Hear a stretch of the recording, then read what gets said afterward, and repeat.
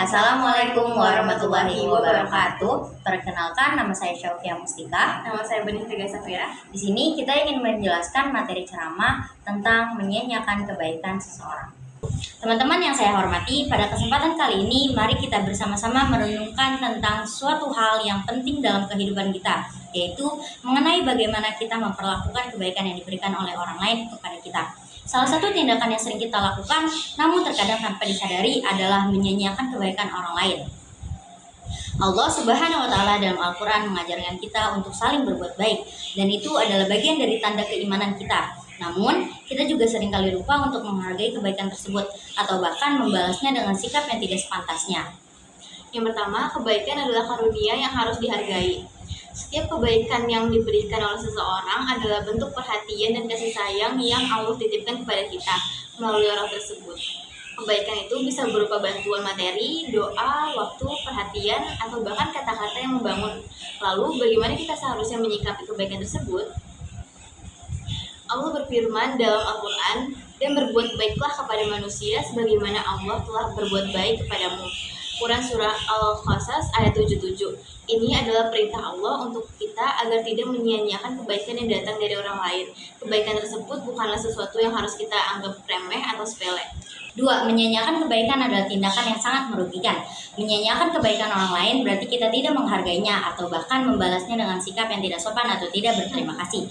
Tindakan seperti ini tidak hanya merugikan orang yang memberikan kebaikan, tetapi juga merugikan diri kita sendiri. Kita kehilangan kesempatan untuk mendapatkan pahala dan keberkahan dari Allah Subhanahu wa Ta'ala. Rasulullah SAW bersabda, "Barang siapa yang tidak berterima kasih kepada manusia, maka dia tidak bersyukur kepada Allah." Hadis riwayat At-Tirmizi. Hadis ini menunjukkan betapa pentingnya untuk menghargai setiap bentuk kebaikan yang diberikan kepada kita.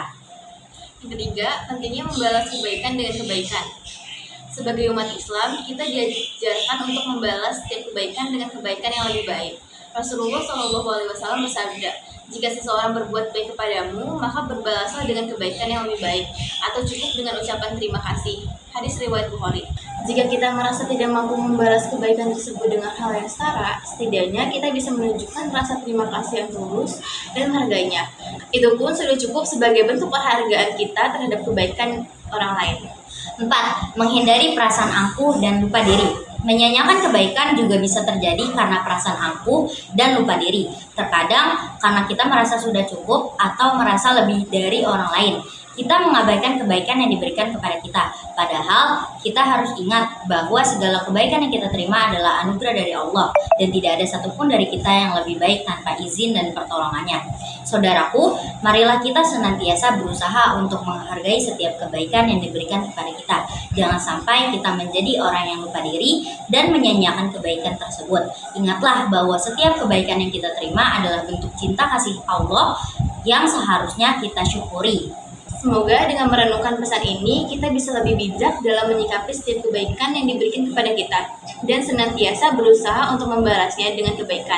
Mari kita berdoa agar Allah senantiasa memberikan kita hati yang penuh rasa syukur dan selalu menghargai setiap bentuk kebaikan yang diberikan kepada kita. Wassalamualaikum warahmatullahi wabarakatuh.